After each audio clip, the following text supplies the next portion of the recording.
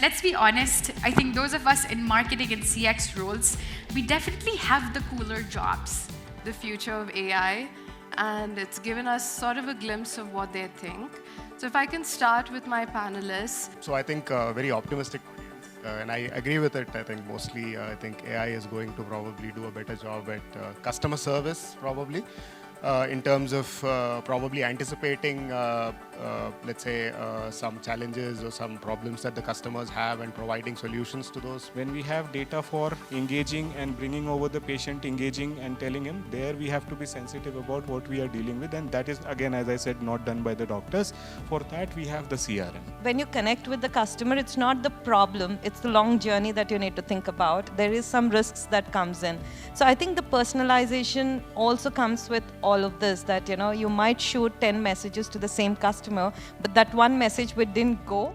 I work for Salesforce, so I'll give a perspective where we're talking about loyalty in the context of how can it be agnostic to industries, right?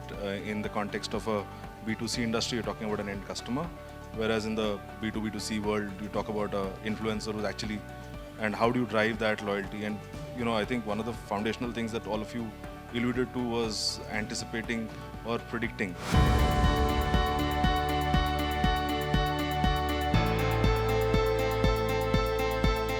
First of all, they're both using what's called nudges to make them more effective. This one, for instance, is using a question which evokes curiosity, which gets people engaged. There was a study which found that putting a question mark in an email subject line makes people more likely to open it.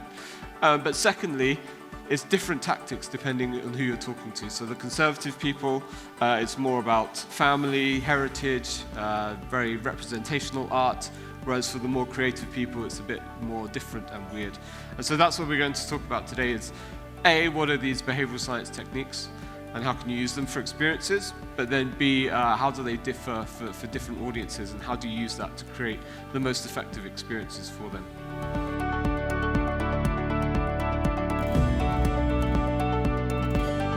So I have a couple of mindsets which came out of the research I did for the submarine sandwich brand here.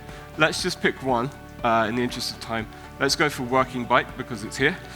These are people who are very busy, they don't have food at home, and they use a food delivery app because they're stressed and overwhelmed, and they're more likely to be looking at calories and imagery. These people tend to be more likely to be female, younger, more urban, in terms of personality, more disagreeable. These are kind of yuppies, I guess you could say, like young professionals. And then how to influence them. Some ways you can do it are simplify and reduce choice, clarify imagery, and add beautiful descriptions.